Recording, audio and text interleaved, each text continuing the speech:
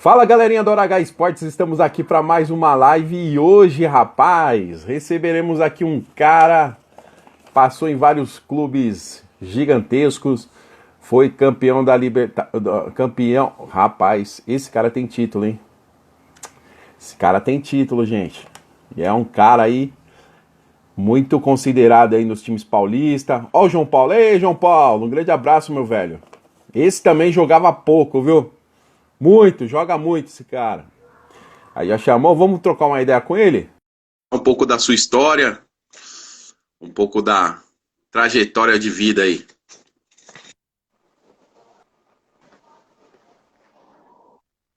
Boa noite, Jamele. Um prazer enorme aqui estar falando contigo, cara. Ô, Haroldo, boa noite aí também, é um prazer estar aí falando com você, né? Ô, velhinho.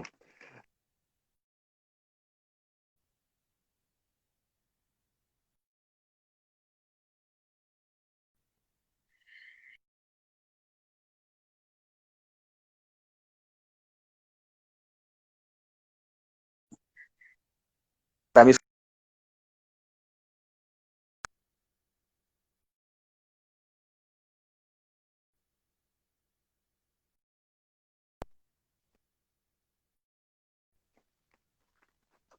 Opa, voltou?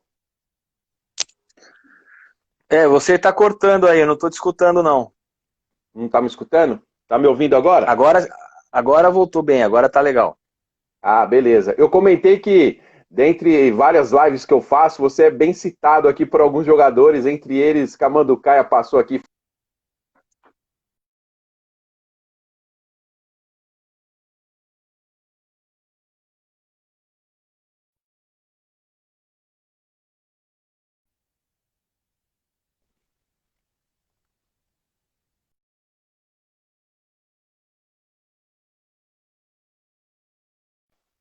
Vamos ver se.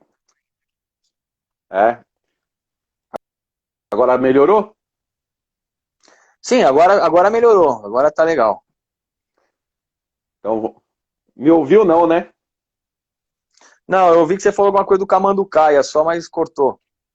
Eu falei que o Camanducaia passou por aqui uns 15 dias atrás e a gente relembrou aqueles jogos de 95 e tal. E além dele, tem alguns jogadores que passaram e sempre fala bem de você, cara. Eu não podia deixar de trazer você aqui para um cara tão citado aí no meio do esporte, cara.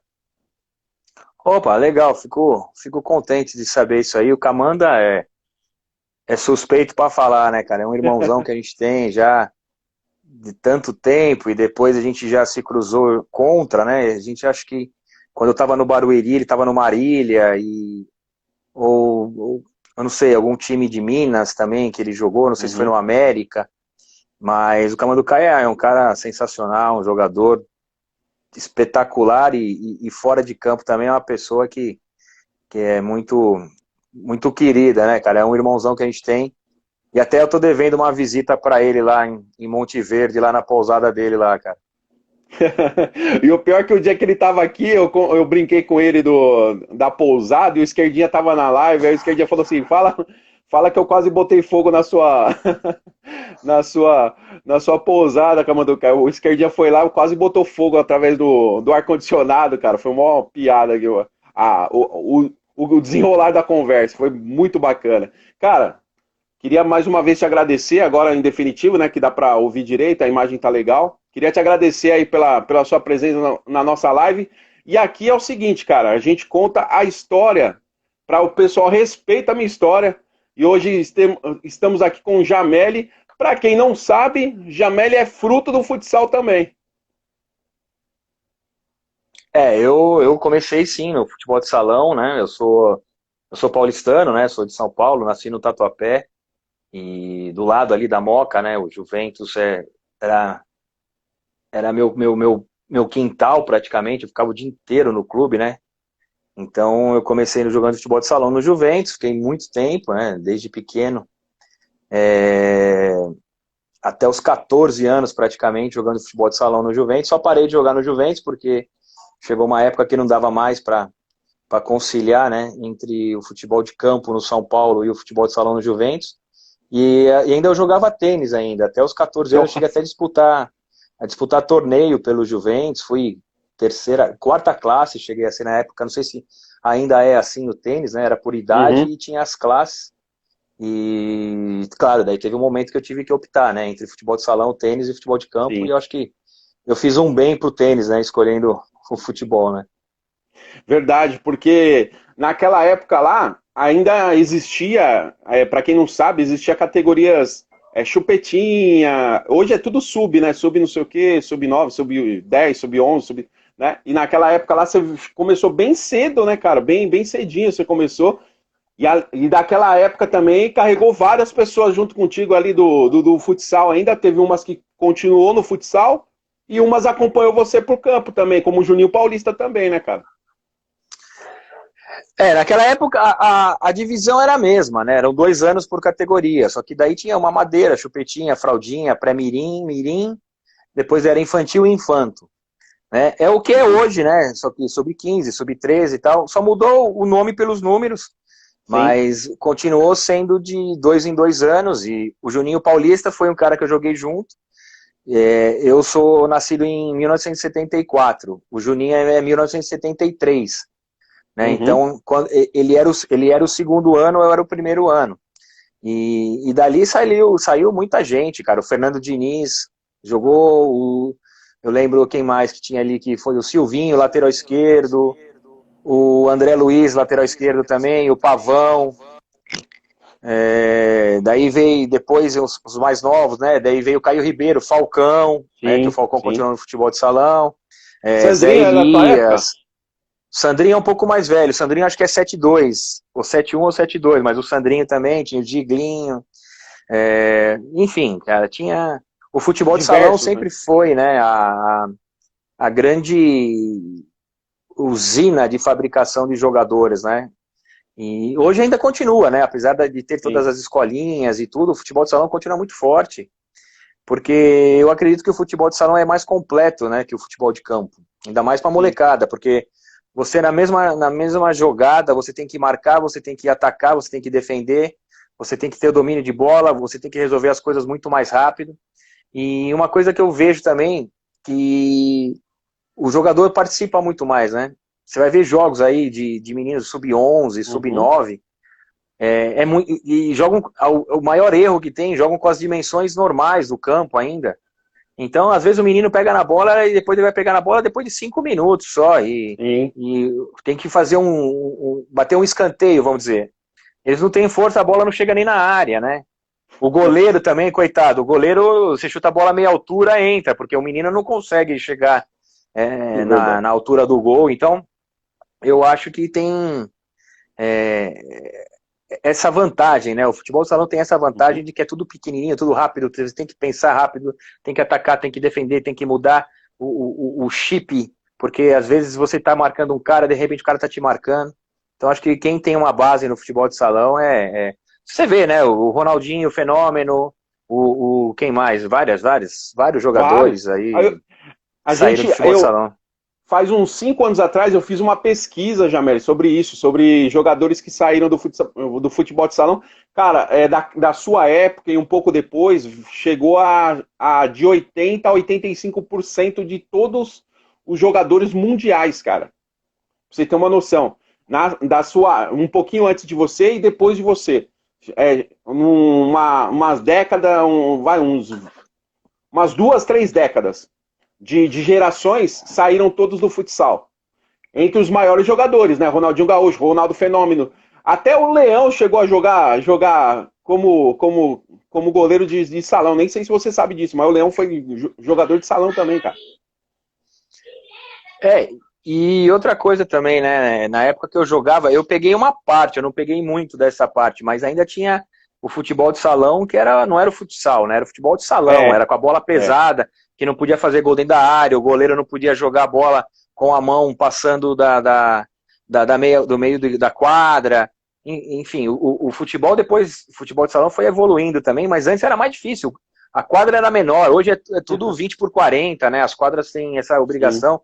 Então você tem mais espaço, o goleiro não podia sair da área. Hoje o goleiro é talvez o jogador mais importante no futsal, né? Porque o goleiro que que joga e que faz a diferença. Tem um goleiro que joga com os pés e que vai, você não precisa do goleiro linha. Enfim, é muito o futebol de salão, eu acredito, todas as pessoas que me perguntam, falam, meu filho tá jogando, tem 4, 5, 6 anos, tá jogando futebol, ele leva jeito e tal. Primeira coisa que eu falo, primeiro, não queira colocar ele para ser alguma posição, deixa ele jogar. Onde que ele gosta, deixa ele jogar e vai jogar futebol de salão.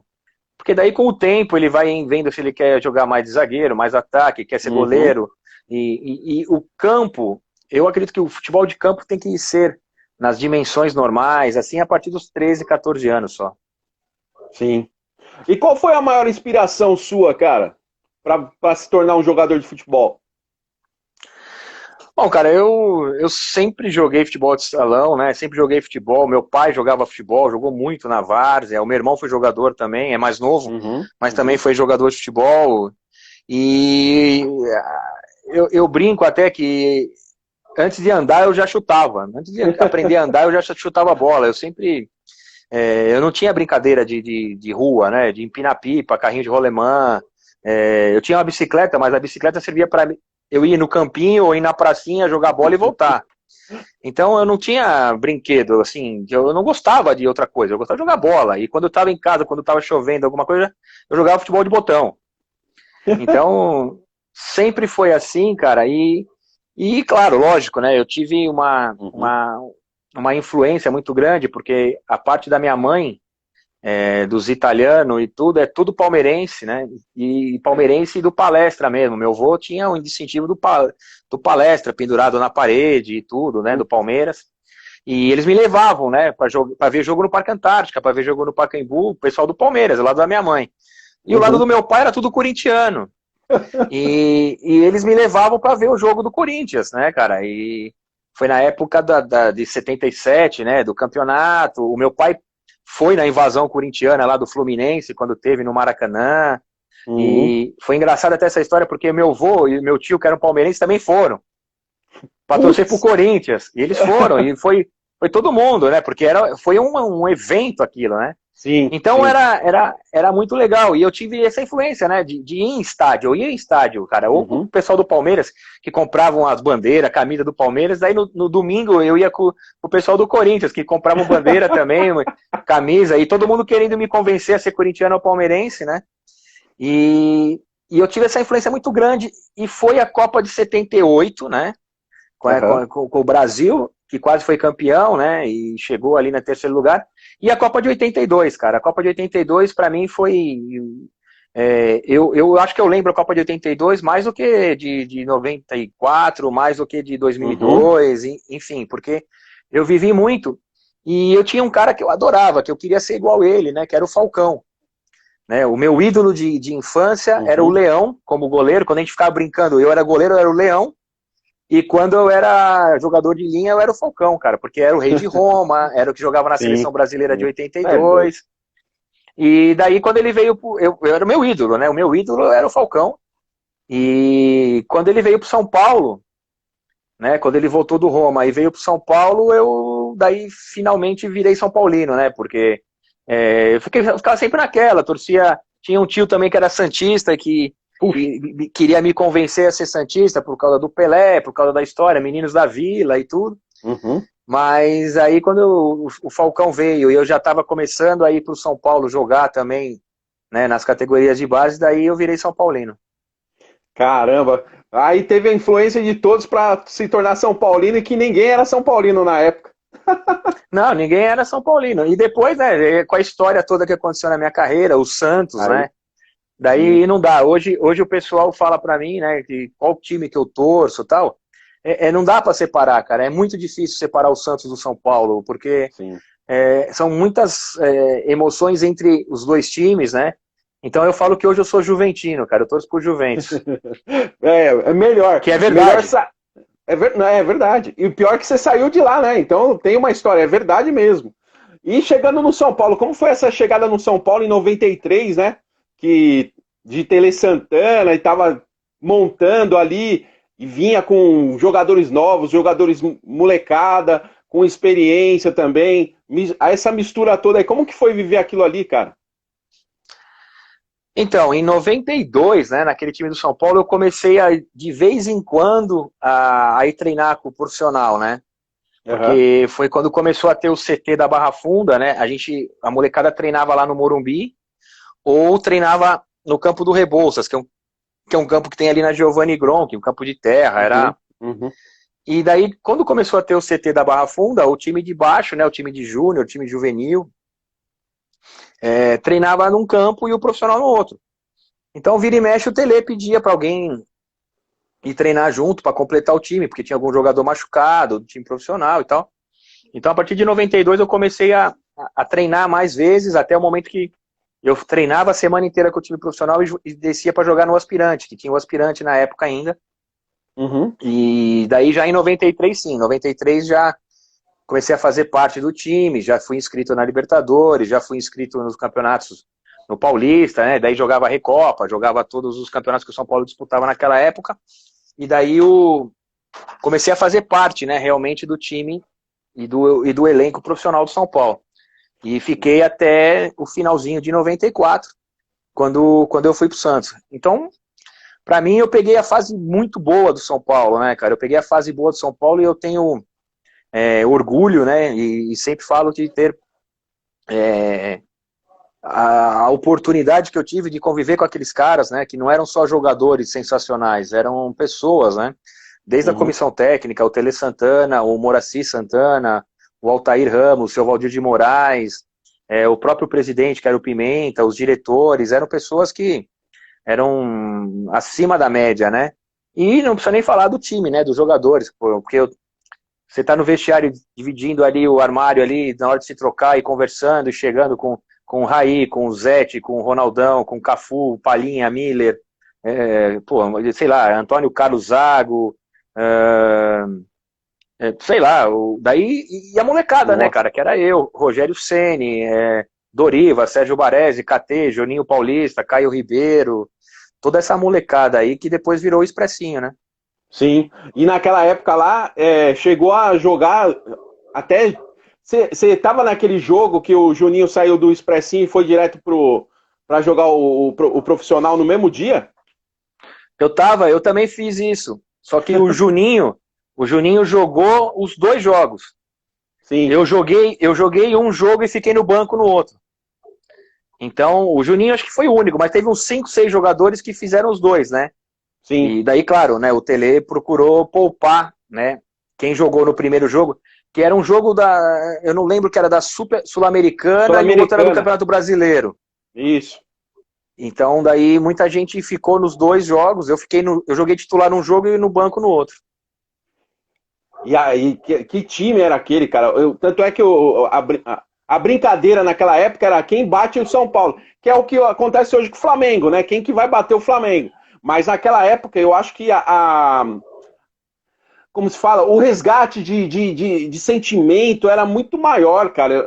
Imagina pra você sair como torcedor e de repente tá no vestiário olhando pra cada ídolo que já era ídolo seu, né, cara? Porque quem vem subindo do São Paulo já era ídolo, né, meu? E aí você olha pra aquele banco, você olha pra aquela situação, é uma coisa impressionante, né, cara? Porque a final contra o Nils, né, a final de 92 da Libertadores, eu Uhum, estava na arquibancada, como torcedor. Eu já estava jogando, estava perto do time, já tinha relacionamento com o time sim. de cima, mas não era inscrito, não tinha contrato profissional, nada. Então eu assistia a final, né, a hora que o Zete Aham. pegou o pênalti lá e tudo, eu estava lá no estádio. E no outro ano eu já fazia parte do time, cara. Então foi um negócio maluco, meu. Foi muito legal. E que você falou da hegemonia naquela época, era só o São Paulo. É diferente do Flamengo. O Flamengo teve um Sim, ano bom, sim, né? Se esse ano o sim, Flamengo conseguir repetir, vai ficar perto do São Paulo daquela época, né? Mas o São Paulo foram três finais de Libertadores seguidas, sim, né? E sim. perdeu a última. Essa eu tava no campo também. Perdeu a última porque o Palinha errou o pênalti lá, cara, que foi. O time merecia ganhar no tempo normal, não era pra ter ido nos pênaltis. E perdeu a final nos pênaltis, né, cara? É difícil, me fala um time que chega em 3 finais de Libertadores 3 anos consecutivos. Nem o Santos do Pelé chegou a fazer isso, né? Não, não. Então E vai ser aquela difícil, marca viu? foi muito difícil, vai ser muito difícil alguém bater isso aí. Verdade. Vai ser muito difícil, muito difícil. Aquela época. E controlar e o Tele controlando vocês, hein, cara? Vocês subindo e aquelas situações todas. Eu acho que a gente até comenta nos jogos de hoje que falta pessoas igual o Tele Santana, cara. Que não era só interesse em ganhar, e sim criar homens, né, cara? Criar caras que vão ser pais, vão ter família. A intenção dele era isso, né?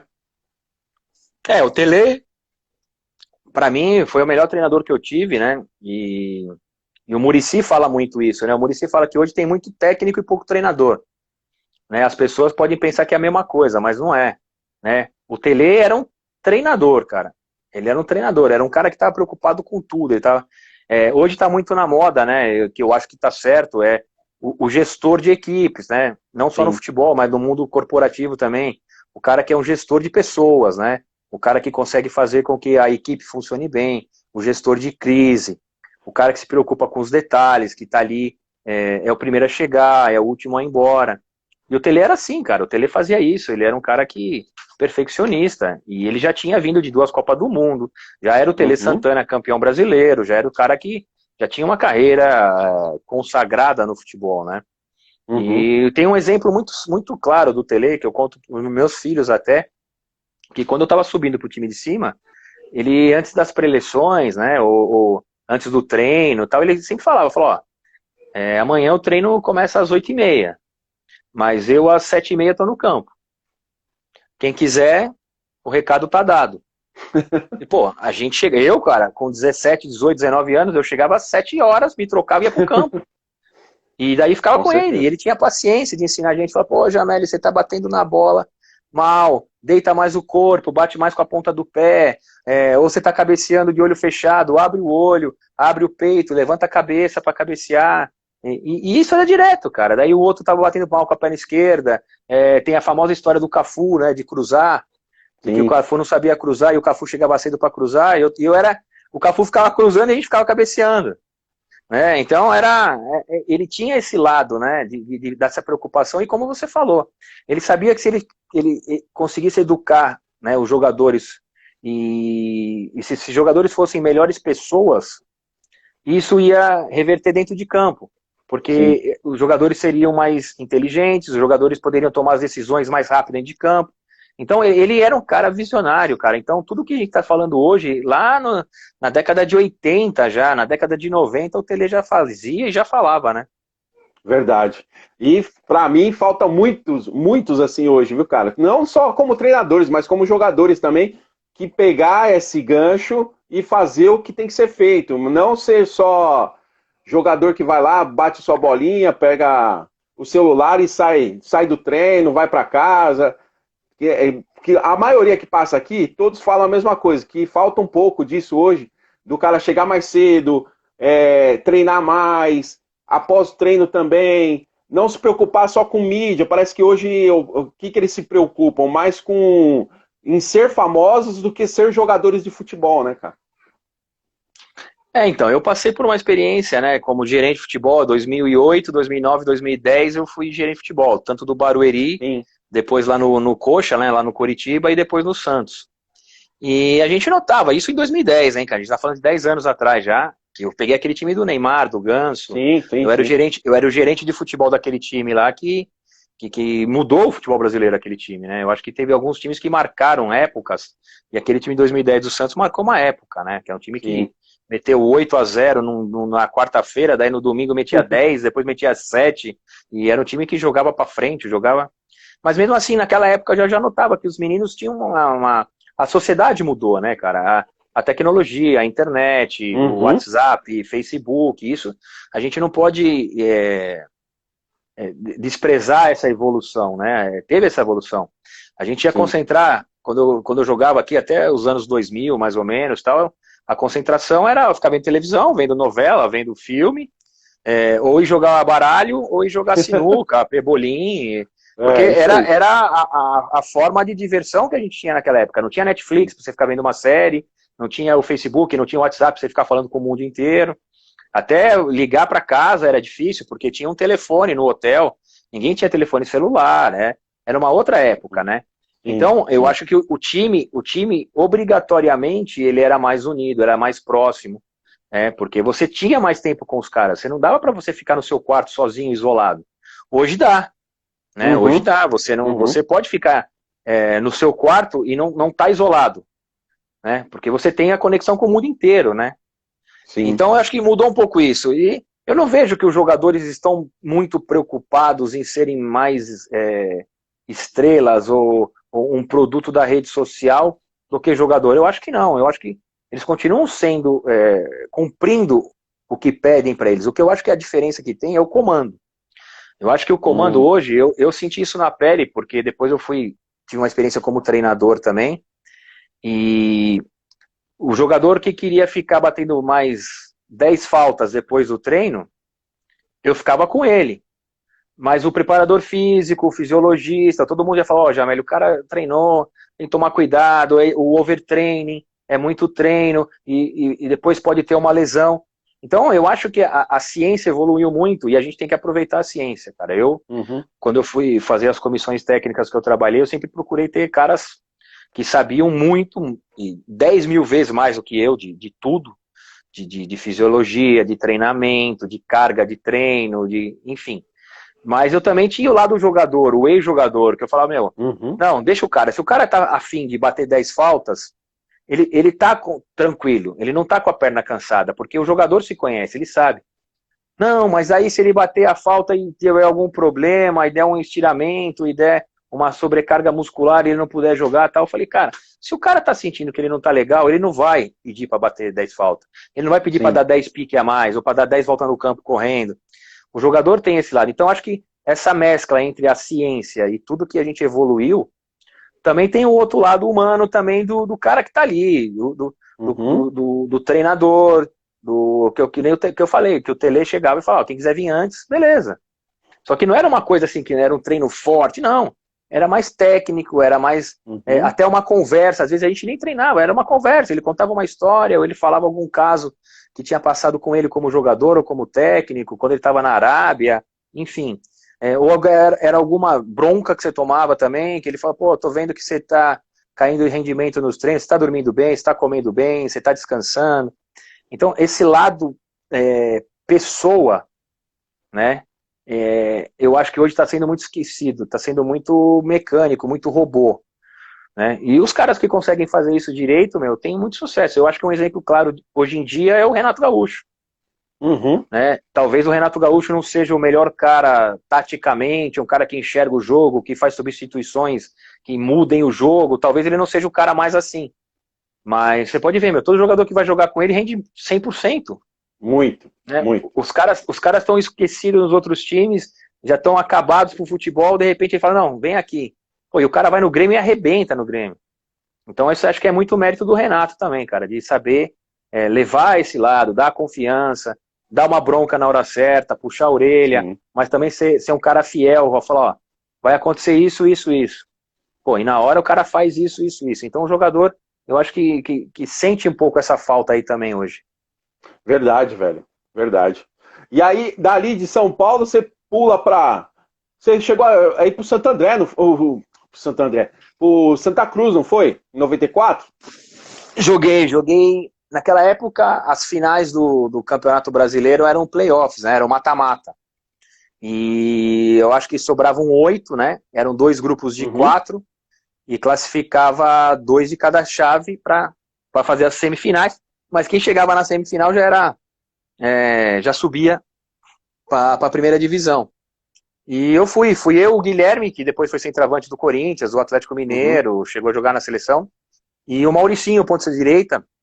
A gente foi emprestado para jogar esses playoffs aí pelo Santa Cruz, e a gente quase subiu. A gente perdeu no último jogo, empatou, a gente tinha que ganhar, empatou pro América de Natal.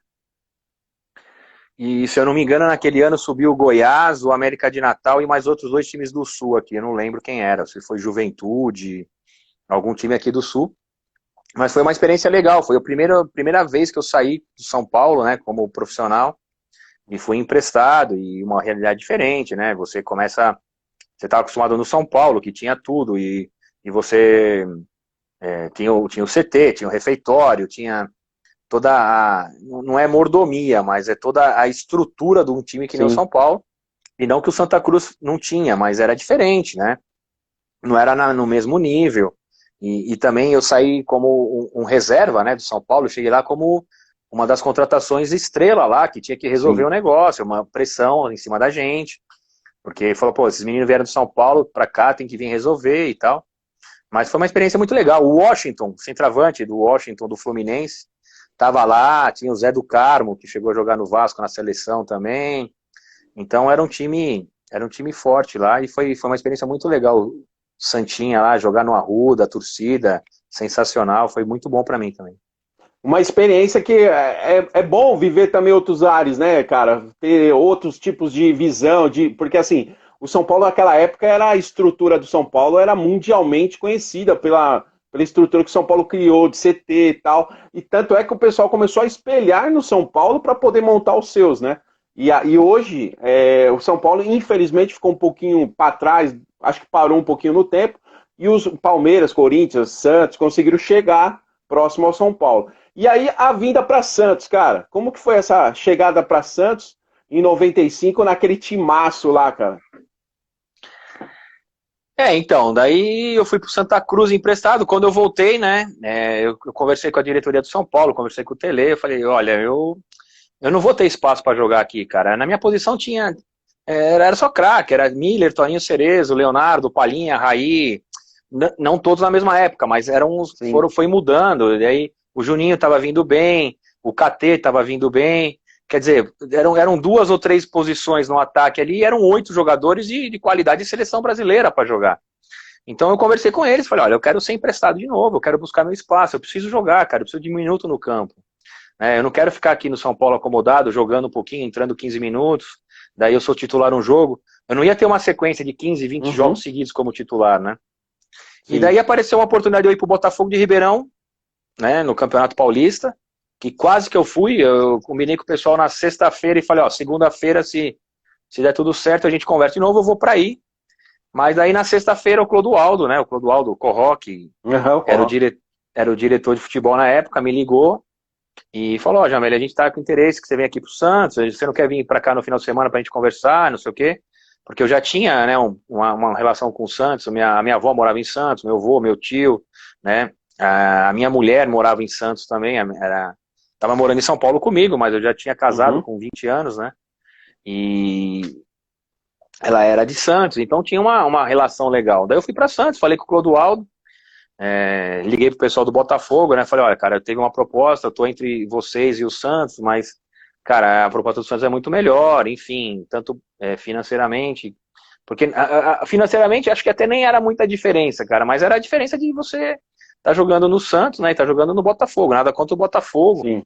que é um grande clube também, mas era diferente, tinha distância também, de estar a 300 e poucos quilômetros de São Paulo, o Santos você tá a 40 minutos.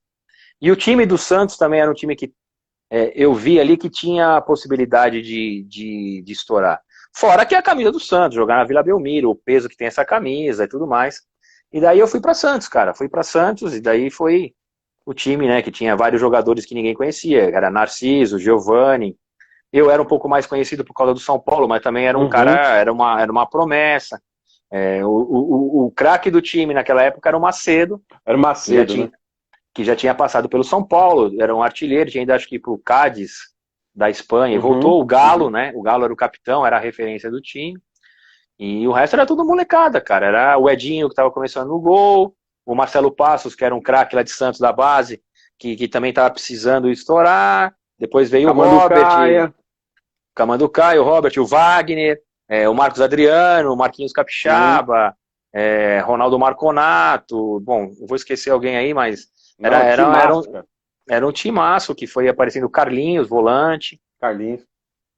E daí foi o que aconteceu, né? O Joãozinho era o treinador, que foi o grande responsável de montar esse time aí. Muita gente esquece dele, cara, quando fala do time de 95, mas o Joãozinho foi o cara que montou o time, né? O Cabralzinho veio depois e seguiu o trabalho. Mas quem armou o time no Campeonato Paulista, que foi a base para depois a gente jogar o Campeonato Brasileiro, foi o Joãozinho. Infelizmente, deu o que deu na final, né, cara? Porque vocês mereciam. Cara, eu até brinco. Ah, o Ilka Manducaia lembrou de um fato que você chegou a comentar com ele, que no jogo do Guarani, o Anderson Lima, o Anderson também que passou por aqui, comentou que você chegou e falou, pô, mano, vocês não vão fazer nada, cara, vocês vão embora pra casa, deixa nós seguir tranquilo aí, um jogo dificílimo. Aí o Anderson falou, cara, você não tem noção que nós estamos passando aí, o bicho tá alto. Foi isso mesmo, Jamel? Então, o Anderson Lima, cara, foi um dos jogadores que jogou comigo no Juventus, no futebol de salão. É o Canela, a gente chamava ele de É o Canela, né? Canela.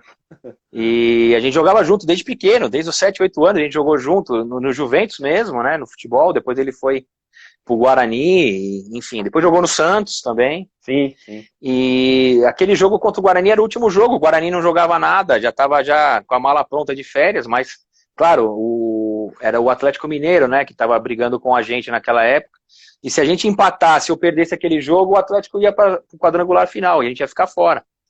E ele falou, a gente falava, pô, e aí, meu, se vocês jogassem assim, os outros jogos do campeonato, vocês iam ser campeão, cara, vocês estão jogando muita bola, cara, vocês não jogaram assim o ano inteiro, né? E daí, claro, a gente sabia que tinha algum incentivo do Atlético lá para eles ganharem. A gente não sabe qual que era a combinação, né, do que eles tinham acertado lá, que eu não acho errado, não acho mesmo, né? É um incentivo para ganhar, não para perder. Eu acho que é diferente alguém tentar te subornar ou te dar um dinheiro para perder. Agora, o cara te dá um incentivo do outro time porque sabe que o resultado vai ajudar, eu não vejo nada demais, mas é polêmico isso, é um debate muito grande. Nunca ninguém provou nada, né? E nunca ninguém vai provar, mas a gente sabe que existe. E aquele dia, com certeza, cara. E foi um jogo duríssimo, cara. Foi um jogo difícil. Até o final, eu acho que foi o Marcelo Passo que fez o gol Marcelo de 1-0, Passo. 2-1. Ou a gente estava empatando até o final e fez o gol no final, 40 do segundo tempo, sei lá. Foi o Marcelo Passo fez um gol e depois eu acho que o Giovani meteu um de cabeça e aí finalizou aí o jogo contra o Guarani, mas foi difícil, eu acho que foi um dos jogos mais difíceis que vocês passaram, eu acho que foi esse daí do Guarani. Depois, é claro, teve vários, né, mas dentre eles eu acho que o mais difícil eu acho que foi esse aí. E aí, infelizmente, não tinha o VAR naquela época, né, cara? Senão vocês seriam o campeão brasileiro. Infelizmente, né, cara? Que uma das evoluções que você comentou, essa foi, eu acho que a melhor que existiu até agora no futebol, independente da discussão, né, cara, como que é feita, só que tudo tem uma adaptação, mas eu acredito que foi a melhor situação que ocorreu até hoje. E aí, de lá, vai pro Japão, como que é isso aí, cara? Então, daí 95 foi um ano muito bom, né? O ano do vice-campeonato e tal. Eu ganhei a bola de prata, né? O Giovani ganhou a bola de ouro, eu ganhei a bola de prata e a gente foi valorizado. Eu fui para a seleção, fui convocado pelo Zagallo para jogar alguns jogos no time, na seleção principal e depois teve a seleção pré-olímpica, né? A seleção pré-olímpica eu fiquei praticamente 3 meses de 96 com a seleção, que a gente jogou lá na Argentina, o pré-olímpico, foi campeão, que daí classificou para a Olimpíada de Atlanta. E isso fez com que o meu futebol e meu nome fosse mais conhecido e começasse a despertar o interesse de outros times. E nessa época aí o seu Juan Figuer, né? O seu Juan Figuer, naquela época tinha o passe ainda, né? O seu Juan Figuer comprou meu passe do Santos, né? E nesse meio tempo ele já tinha combinado comigo, a gente já tinha tudo certo entre nós, o Santos, tudo como que era, que eu ia ficar 1 ano no Japão, né? Já tinha acertado um empréstimo com o Kashiwa Reysol do Japão, que era o tempo de eu tirar minha cidadania italiana, para eu poder jogar na Europa como europeu, né, e não ocupar uma vaga de estrangeiro. E eu concordei, o Santos concordou, foi um bom negócio para todo mundo, e daí o seu Juan me levou pro Kashiwa Reysol, cara, que daí foi sensacional, porque foi a minha primeira experiência de morar num país diferente, e já no Japão, né, é diferente você morar na Espanha, Portugal, na Itália, que a cultura é parecida, que a língua é mais ou menos parecida. No Japão era totalmente diferente, né? E foi muito bom porque eu cheguei lá, tava o Nicanor de Carvalho, que era o treinador, e os jogadores que estavam no time eram o Edilson, né, o Capetinha, o Antônio Carlos Zago, né, que era o zagueiro, que eu já tinha jogado com ele no São Paulo, então já conhecia, né? E o Valdir, que era o volante, que depois jogou no Atlético Mineiro, o Valdir loirinho, jogou no Atlético Paraense, no Atlético Mineiro. E, pô, eu fui muito bem recebido, cara, tanto pelo Edilson, pelo Antônio Carlos, pelo Valdir, o Nicanor também, grande treinador, putz, me ajudou muito. E a gente foi muito bem, cara. Nesse ano, só pra você ter uma ideia, eu fui o cara que ganhou o prêmio de melhor, que deu mais assistências no campeonato japonês, e o Edilson foi o artilheiro do campeonato, mesmo saindo antes. Porque faltando umas 7, 8 rodadas, eu não lembro, o Antônio Carlos e o Edilson foram contratados pelo Corinthians. O Luxemburgo tinha montado aquele timaço do Corinthians, e eles voltaram, e a gente ficou sem os dois lá, né, cara? Porque a gente tava brigando para ser campeão. E daí saiu os dois, faltando 7, 8 rodadas, eu acho que foi o Kashima Antlers que foi campeão. Mas essa experiência foi excelente para mim, porque você sair com a família, eu tinha 2 filhas pequenas, e morar num país diferente, né? Uma língua diferente, apesar de ter muito brasileiro no time, porque o preparador de goleiro era brasileiro, o massagista era brasileiro, o roupeiro, tudo. Mas era o Japão, né, cara? Eu saía no mercado, eu tinha que falar japonês, né? Eu andava na rua, eu tinha que dirigir ao contrário e me virar nas regras do Japão. E isso aí foi fundamental para minha vida, porque depois, quando eu fui para a Espanha, eu já tinha passado essa primeira experiência difícil no Japão. E a Espanha, para mim, era como se estivesse aqui no Tatuapé, cara. Muito mais fácil. Bem diferente, né, cara? A cultura totalmente. Mas isso até alguns jogadores amigos que vão para o Japão falam, cara, é a melhor experiência que um jogador poderia ter. Tipo, de cultura, de hierarquia, assim, sabedoria. Nossa, os caras estão muito à frente. Qualquer jogador deveria passar essa situação, essa experiência. E eu acredito que foi uma das maiores experiências que você teve na sua vida mesmo.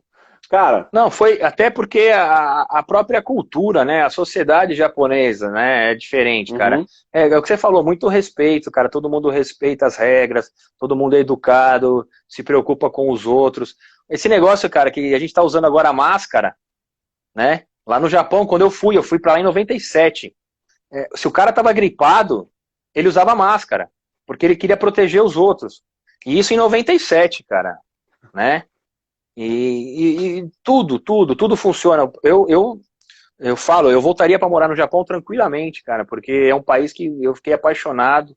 Voltei depois, né, a jogar mais um ano lá depois. Mas se hoje tivesse uma proposta de trabalho, de eu poder ir com a minha família, sem nenhum problema, sem deixar ninguém para trás, eu iria tranquilamente para morar no Japão, cara. Verdade, cara. Japão, eu gostaria de conhecer. Eu não conheço o Japão, mas eu logo mais com certeza irei lá. Se algum brasileiro chegar na final lá, eu vou para lá. E além disso, depois você voltou no Japão, como como gerente de futebol pelo Santos, né, cara? Só que isso aí foi um fato curioso, né? Que foi convidado pelo time local. E o Santos ia pegar o time local. E ainda você fala uma coisa pros caras lá, os japoneses racharam o bico lá, né, Jamel?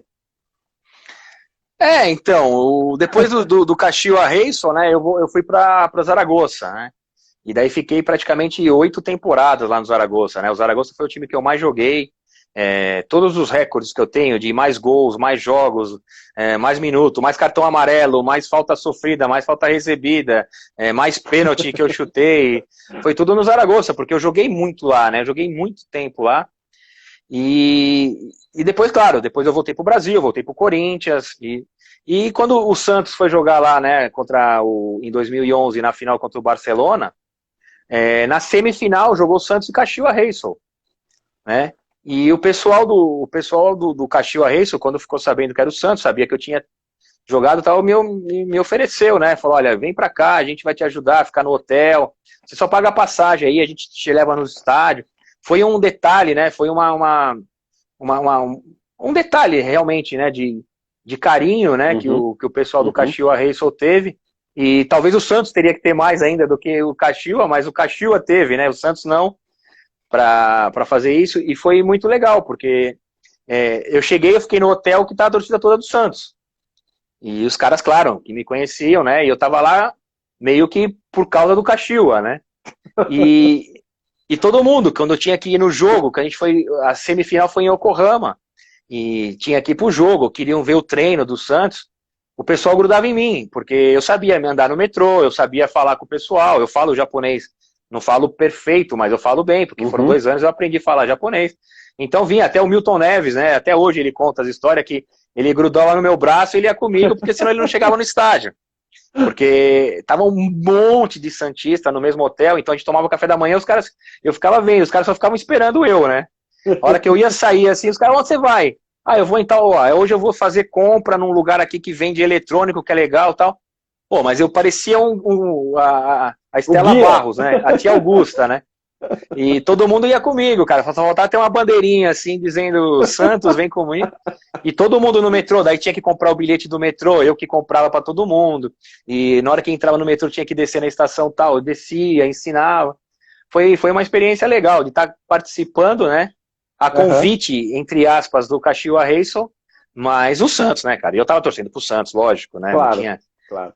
Até o Santos ganhou bem do Caxiwa na semifinal.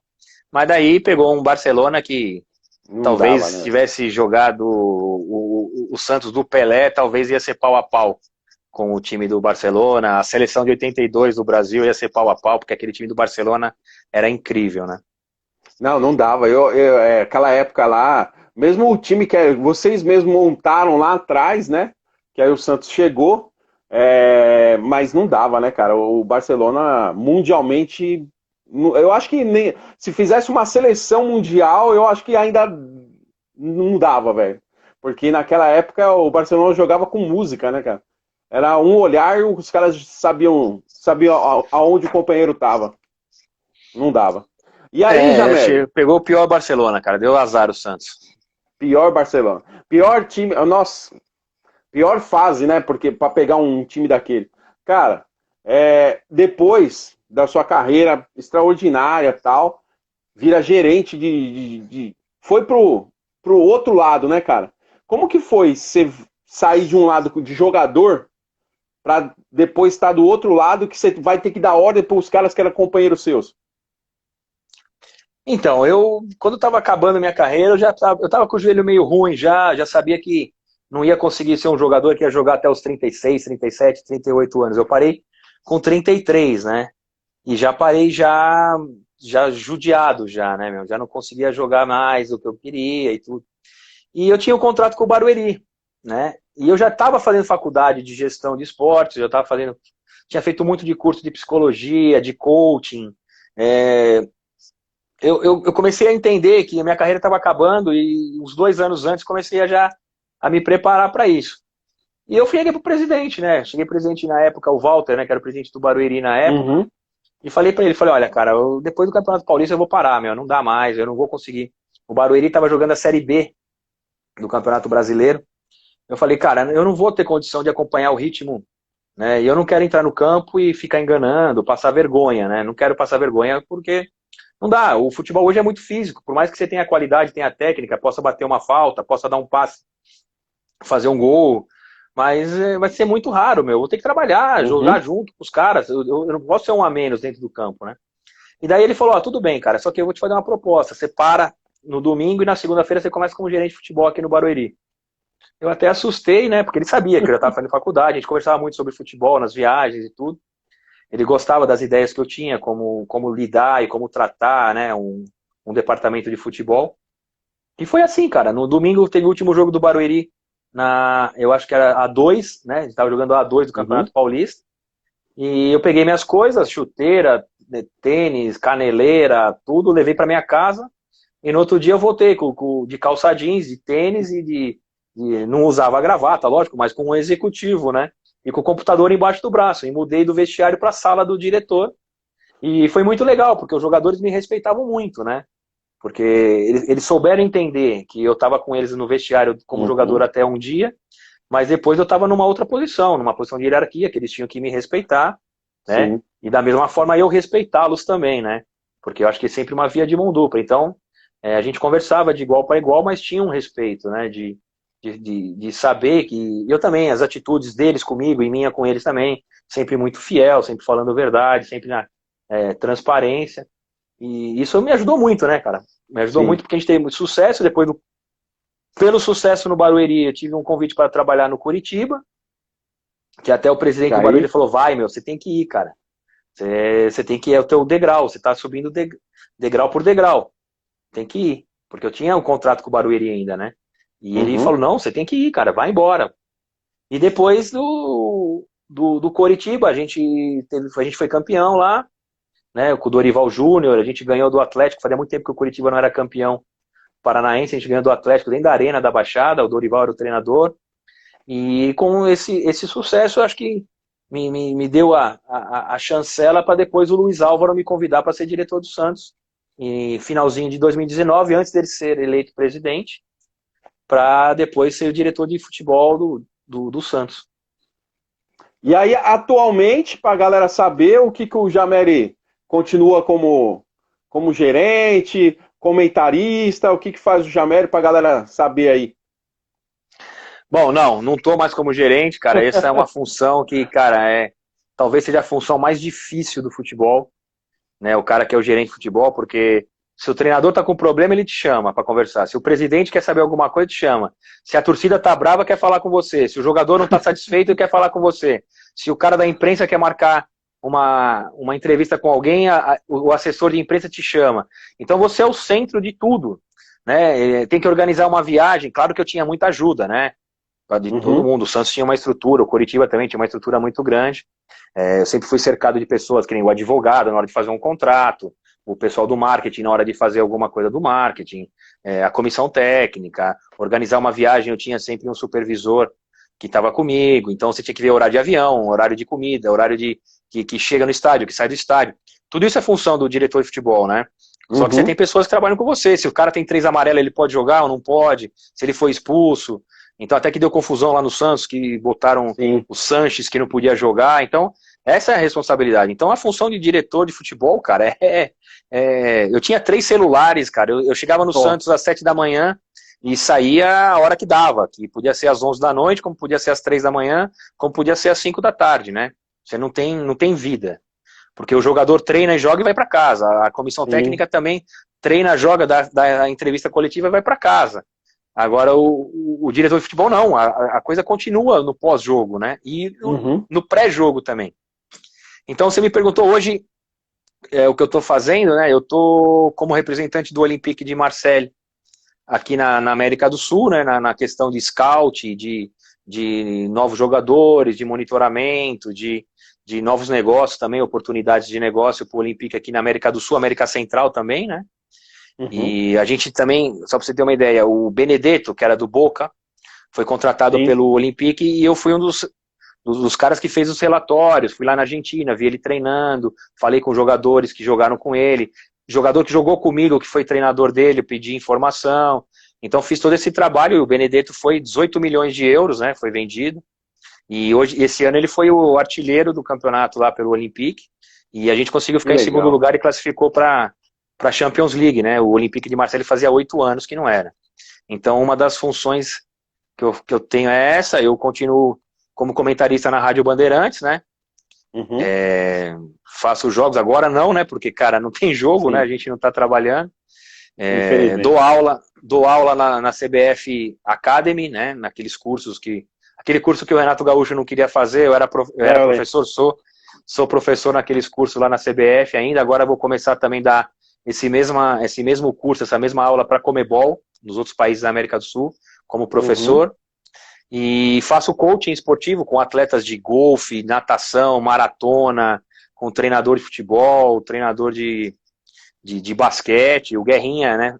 Grande Guerrinha do basquete, a gente faz coaching, e também tem uma empresa de marketing esportivo, né? Desde 2007 já, que a gente faz a venda de ingressos, venda de sócio-torcedor e enfim, é uma coisa que faz 3 meses que a gente não emite uma nota, porque faz 3 meses que a gente não vende um ingresso, por causa da quarentena, nesse desastre aí mundial, né, cara, para todo mundo, tanto na saúde como na economia.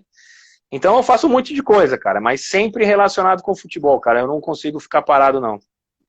E aí, pelo que você falou, quase que você não tem vida também, né, Jamel? Mas é de umas situações diferentes, né? Ah, não, mas agora dá, cara. Agora eu faço, com o Olympique eu faço a minha agenda, eu falo, ó, domingo eu vou ver o jogo do Santos e São Paulo no Morumbi, na terça-feira eu vou ver um jogo da categoria de base sub-17, sei lá, do São Bernardo, e no final, daqui 15 dias eu vou ficar 10 dias na Argentina, vou ver 4, 5 jogos e volto, e depois eu vou ver um jogo sei lá, do campeonato de aspirante, do Sub-23, do Botafogo de Ribeirão. Então eu consigo fazer a minha agenda hoje está muito mais tranquila. No escritório também eu consigo fazer muita coisa home office, não por causa da pandemia, mas eu já fazia isso muito já também. E a única coisa que eu não tenho como, né, que são as escalas da Rádio Bandeirantes, né? Que daí sai a escala, eu sei que tal dia, com tal narrador, em tal lugar, eu vou fazer aquele jogo. Agora o resto dá pra segurar, cara. Não é como ser gerente de futebol, não, cara. É loucura. É uma brincadeira, eu falei na brincadeira. Cara, pra você, qual foi o melhor jogador que você jogou junto? Caramba, meu, essa aí... Olha, eu joguei com um monte de gente, cara. Eu fiz boas duplas, cara. Como eu falei, com o Edilson, Capetinha. Eu joguei com o Juan Snyder, que era o centroavante da Argentina, no Zaragoza. E a gente jogou muito bem, cara. Eu me dava muito bem com ele. Tudo que eu me dava mal com ele fora de campo, eu me dava bem com ele dentro. O cara era um cara difícil, mas a gente dentro de campo jogava muito. Eu joguei com o Savo Milosevic também, o Yugoslavo, que jogou Copa do Mundo. O cara craque, jogou na Juventus, jogou no Parma, no Aston Villa. Mas eu acho que de todos, cara, acho que de todos mesmo foi o Giovani, cara. O Giovani foi o cara que eu vi que era mais desequilibrante, né? O cara que ele conseguia... Eu acho assim, tem gênio, craque, bom jogador, jogador comum, jogador ruim. Né? Eu acho que o Giovani é na prateleira, né? No patamar de gênio, cara. Eu acho que gênio, é mais que craque. Craque é o cara que resolve um jogo, dois e tal. Mas daí tem gênios, né? O Giovani eu coloco nesse patamar, cara. Ele era um cara que jogava muita bola, que a gente sabia que podia jogar a bola nele, que ele ia resolver, fazia gols. No momento mais difícil do jogo, ele era calmo. E ele fazia uma jogada incrível e motivava o resto do time pela jogada dele. Eu convivi muito com ele, né? Que a gente ficou junto, né? E eu conhecia ele. Tinha dia que eu falava pra ele mesmo, até eu falava, Giovani, sai de perto que hoje você não tá afim, você não tá legal. Tinha jogos que ele tava mesmo numa nhaca desgraçada, e eu falava, não vou te tocar uma bola hoje, porque hoje você não tá. Mas isso aí foi 1 ou 2 jogos no 100 que nós jogamos juntos, cara. O resto dos jogos, ele era incrível, cara. Era um cara que tinha uma qualidade sensacional, e me dei muito bem com ele, né, tanto dentro como fora de campo. E talvez que jogou do meu lado, né? Em clube, talvez tenha sido o melhor jogador, disparado. Ô, velho, infelizmente tá chegando no final, cara, a nossa live aí, porque 1 hora o Instagram derruba, né, Jameli? E eu queria só te agradecer. Antes, deixa eu te falar, a gente faz 5 perguntas aqui, e aí você responde o que vier na sua cabeça. Não precisa ser uma palavra, não, pode falar o que você pensar, tá? Então, quanto tempo tem ainda? Tem 3 minutos. Ah, então beleza, mano. Manda ver. Não, mas é de boa. É de boa. Família. Tudo na vida. O futsal. O futsal para mim foi o aprendizado, cara, a escola, o primeiro. Eu acho que se não fosse o futsal eu não teria sido o jogador que eu fui. Eu teria sido um jogador muito pior do que eu fui. São Paulo. São Paulo foi a paixão, né, de criança, de adolescente, o primeiro time, o time que me revelou. Eu vou no Morumbi até hoje, cara, tem o porteiro lá do Morumbi, a gente, que era na minha época, o cara do elevador, o cara que corta a grama, a gente consegue conversar ainda, porque eu passava muito tempo lá, eu morava lá praticamente, né, eu vinha para casa 2, 3 vezes por semana, então São Paulo é a namorada, né? A paixão de adolescência. Santos. Então, daí acho que é pela sequência, né? Eu acho que o Santos já é a mulher, né? Já é a esposa, né? O São Paulo foi aquela paixão maluca, aquela coisa louca de estar ali, e o Santos vem depois, né? Já é uma escolha mais pensada, é um time que me revelou pro futebol. O São Paulo me revelou pro futebol nacional, pro futebol como um jogador que poderia ser alguma coisa. Né? O Santos não, o Santos foi a confirmação, cara. O Santos foi a confirmação de que aquela promessa poderia chegar em algum lugar. Eu fui convocado para a seleção jogando pelo Santos, né? Passei momentos incríveis lá, tanto como jogador e talvez mais incríveis ainda depois como diretor, porque eu estava entendendo um outro lado, né? Uma outra coisa. Eu via a minha ação, a ação dos outros caras que estavam comigo, no que dava resultado. Talvez o jogador não vê isso, né? O jogador entra no campo e joga. Agora Vai você cair. vê ali que... Então tá bom. Então um abraço. A última. Ô, Jamé, vai pra última, não vai dar tempo. Já deu